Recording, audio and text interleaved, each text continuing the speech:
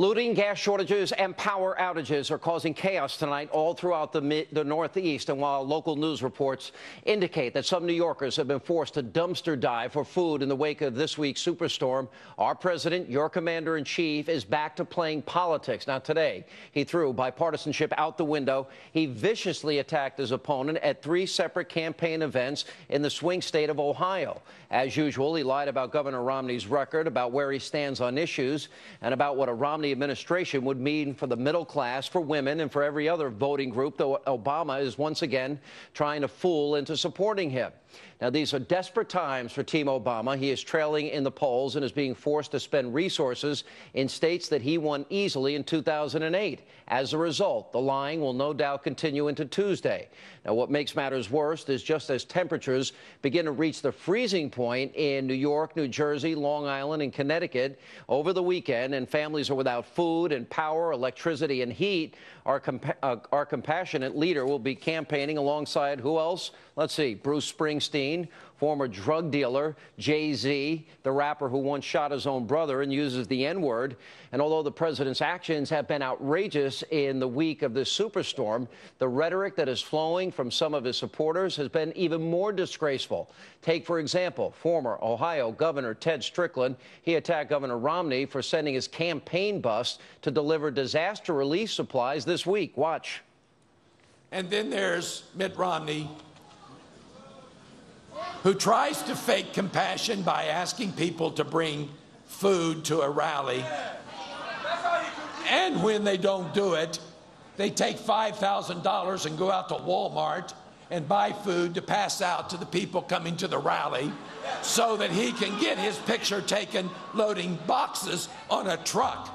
Excuse me, Governor, but he's giving more money to charity than Barack Obama and that cheapskate Joe Biden combined. Faking compassion? I'm sorry, Governor Strickland, but the man who truly fakes compassion is the one that you're supporting in this race. Remember, President Barack Obama is the one who went to bed on the night of September the 11th this year without convening his national security team, even as Americans were being massacred in Benghazi. It was President Obama. He's the one that got up the morning on September the 12th, and he went to Vegas instead of focusing on a terrorist attack that killed the U.S. ambassador and 3 other Americans, including 2 Navy SEALs. It was President Barack Obama. He was the one who met with the families of victims on September the 14th. And despite the fact that we now know he knew this was an act of terror, he continued to blame a video both before and after the somber homecoming that you're seeing on your screen. Apparently not telling the truth and worrying about an election while Americans are suffering are Barack Obama's ideas of real compassion. Unfortunately for residents tonight in New Jersey, New York, Connecticut, and elsewhere, well, you don't live in swing states. If the mainstream media had any semblance of courage, they'd be covering this like it was Obama's Katrina, which it is. And later this hour, we're going to break down today's jobs report. Unemployment is up. We'll check in with Karl Rove, and we'll also look at some of the predictions from others as the outcome of Tuesday is now, well, pretty much at hand. Joining me now with reaction to all of this, radio talk show host Willie Billy Cunningham, the big one, WLW. He also is on Sean Compton's production and nationally syndicated TV show host, and his radio show is heard nationally across the country on Sunday nights. Sir, welcome back. You're a great American. Sean Hannity, how are you? After the photo op, Billy Cunningham, President Obama, once again, like after Benghazi, where does he fly? To Vegas. Meanwhile, 1 in 3 gas stations are closed. It's beginning to freeze in the Northeast. People don't have heat. They don't have electricity. Those gas stations that are open, people are waiting 6 hours or longer to be able to get gas. He comes to town. He hugs Chris Christie, photo op, and then he heads off to Vegas. Your reaction? Well, Sean, I'd say a few things. Number one, I think this is Obama's Katrina, in which he's showing a complete lack of compassion. But also, I can recall a speech he gave in Denver in front of 70,000 sycophants in which he said, if you elect me, the winds will stop blowing and the oceans will not rise. What happened to the anointed one? What happened to the Messiah who can control natural events? And he wasn't able to control this, dropped out of the friendly skies for a quick photo op, got back into the friendly skies, out to Las Vegas where he said no one should ever go again to raise money, and this plaintive cry. And I would say this to you, Sean Hannity, right now, north of Cincinnati in Butler County, the most critical county in Ohio, a 30,000 attended rally is wrapping up that Carl Cameron talked about 2.5, 3 hours ago, which is the largest crowd. And let me give you a little bit of Ohio perspective. Right, I want to get to Ohio in a second. All right, hang on a second, because this is important. I want to stay on this point, then I want your full analysis of Ohio, because you know Ohio better than anybody.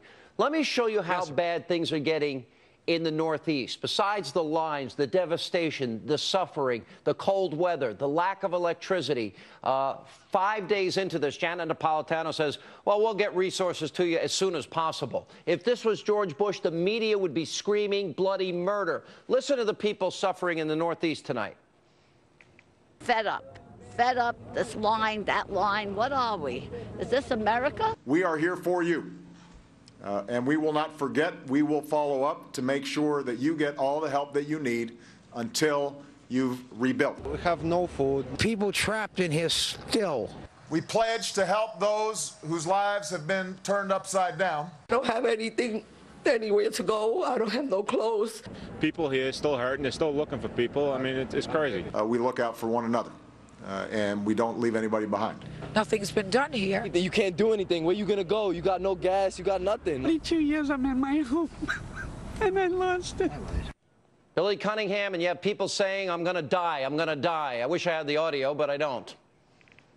Well, Sean Hannity, I would say that the same federal government that controls FEMA, that can't pre-position gasoline supply trucks near service stations, that cannot pre-position bottles and MREs, is the same federal government that wants to control your health care. If they can't hand out water bottles on time and properly, how do they handle hip replacement surgery? This is a joke. We're watching the incompetence of the federal government on display, and for us to turn over to that organization, our health care would be ridiculous. All right, Billy Cunningham, you know Ohio. I was there with you in 2000, 2004, 2006.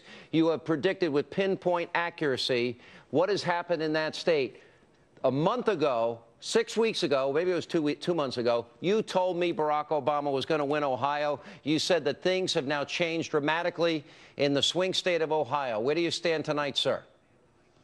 Sean Hannity, this state has flipped from the blue column to the red column for 3 reasons. Number one, Secretary of State John Husted in Columbus would tell you that there's 220,000 fewer Democratic votes in early voting and 30,000 more Republican votes. That means there's a 250,000 vote flip, which is the margin by which Obama won Ohio in 2008. Secondly, Ohio is a Republican state. 20 of the last 24 years, we've had Republican governors. The legislature is overwhelmingly Republican. Every elected member of the Supreme Court of Ohio is Republican. 75% of the elected officials in 88 counties are Republicans. And thirdly, by independent voting measures, 10 to 15% of independent voters in Ohio are going to vote for Mitt Romney. And also the Catholic Church. When I go to St. Vincent Ferrer Church in Kenwood, in Cincinnati, the minister is telling us, vote for religious freedom, vote for the biblical definition of marriage, vote for life. There's 500,000 Catholics energized in Southwest Ohio to pull the lever for Mitt Romney. Mitt Romney will win Ohio, and he's going to win Ohio easily. Wisconsin? Wisconsin will go for Romney because what Walker did and what Ryan did made it possible for Mitt Romney to win Wisconsin. Let's face it. Tonight in Westchester, 30,000 people came to Butler County, Ohio, the most important county and the most important state in the union. And the last cycle, 4 years ago, we couldn't get 300 people to watch John McCain. 30,000 stood in a grass field to hear the words tonight of Mitt Romney and Paul Ryan, and it was a turned-on moment for this state. Billy Cunningham, you've never been wrong in Cincinnati. I'm taking it to the bank. Thank you, sir, for being with us. You are a great American. God bless you. So are you. God bless America. And coming up, Governor Sarah Palin is here, and then Karl Rove, the architect. He shares his predictions for